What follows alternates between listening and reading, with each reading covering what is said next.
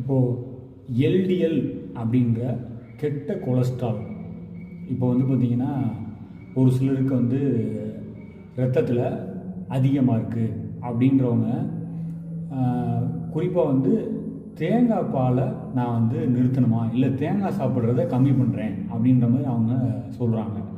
First வந்து நம்ம புரிஞ்சுக்கணும், நம்ம உடம்புல வந்து எப்படி கெட்ட கொழுப்பு வருது அப்படின்றத நம்ம தெரிஞ்சுக்கிட்டோம் அப்படின்னாலே போதும்.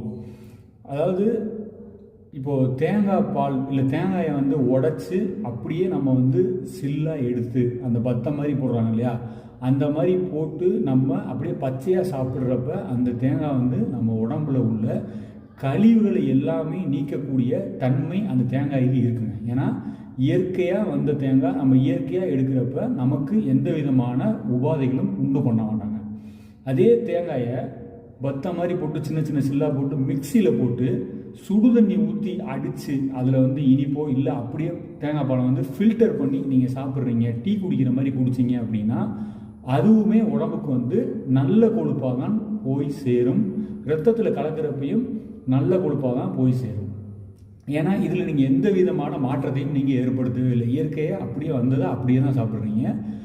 எப்படி இந்த தேங்காய் வந்து நம்ம உடம்புக்கு கெட்ட கொழுப்பாக போகுது அப்படின்னு பார்த்தீங்கன்னா, இப்போ தேங்காய் பாலை எடுத்து சிலர் என்ன பண்ணுவாங்கன்னா குருமா பண்ணுவாங்க. குருமா பண்ணுறப்ப அது என்ன பண்ணுவீங்க, நம்ம சில்வர் பாத்திரம் இருக்கு இல்லையா, சில்வர் பாத்திரமோ இல்லை வந்து ஒரு இரும்பு சட்டியிலையோ தான் போட்டு அதை வந்து தேங்காய் பால் வந்து குருமா மாற்றுவாங்க.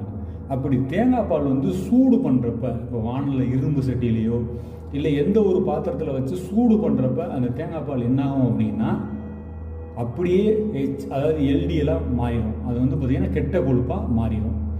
அதே மாதிரி தான் நம்ம ஒரு விஷயத்தில் வந்து நெய் சாப்பிட்றோம் அப்படின்னா அது எப்படி நம்ம உடம்புக்குள்ளே போகிறப்ப கெட்ட கொழுப்பாக போகுது அப்படின்னு பார்த்தீங்கன்னா, அந்த நெய்யை நீங்கள் சுடு சாதத்தில் ஊற்றியோ இல்லை இட்லி மேலே போட்டு சாப்பிட்றப்ப தடவி சாப்பிட்றப்ப நமக்கு வந்து அது நல்ல கொழுப்பாக தான் இருக்குங்க. இதே தோசை ஊற்றுறோம் இல்லை சப்பாத்தி போடுறோம் அப்படின்னா அந்த தோசை ஊற்றுறப்ப தோசைக்கல்லையே அந்த நெய்யை ஊற்றுறோம் இல்லைங்களா, அப்போ தான் வந்து அது அப்படியே வந்து எல்டிஎலாக மாறுறது, கெட்ட கொழுப்புன்ற எல்டிஎலாக மாறும். அதே மாதிரி நெய்யை வந்து சப்பாத்தி மேலே போட்டு கல் மேலே சுடுறதுனால நெய் வந்து பார்த்திங்கன்னா எல்டிஎலாக மாறும். எப்போவுமே அந்த நெய்யோ இல்லை தேங்காய் பாலோ இல்லை எண்ணெயோ அதோட இயற்கையான அந்த தன்மையை மாற்றாமல் நம்ம எடுக்கிறோம் அப்படின்னாலே அப்போ வந்து அது முழுமையாகவே நமக்கு வந்து நல்ல சத்து தான், நல்ல கொழுப்பாக தான் நம்ம உடம்புல போய் சேரும். அது ஹெச்டிஎல்ல தான் போய் சேருங்க. இதை வந்து நம்ம புரிஞ்சுக்கணும். எப்போ வந்து ஒரு விஷயத்தை சூடு பண்ணுறோமோ, இப்போ தாளிக்கிறதுக்கு ஊற்றுற எண்ணெய் கூட நமக்கு சூடு பண்ணி பண்ணுறதுனால அதுலேயும் கொஞ்சமாக கெட்ட கொழுப்பு உருவாக தான் செய்யும். முழுக்க முழுக்க இந்த பொருளை வந்து இயற்கையாகவே நம்ம வந்து எடுத்துக்கிற பழகணும்.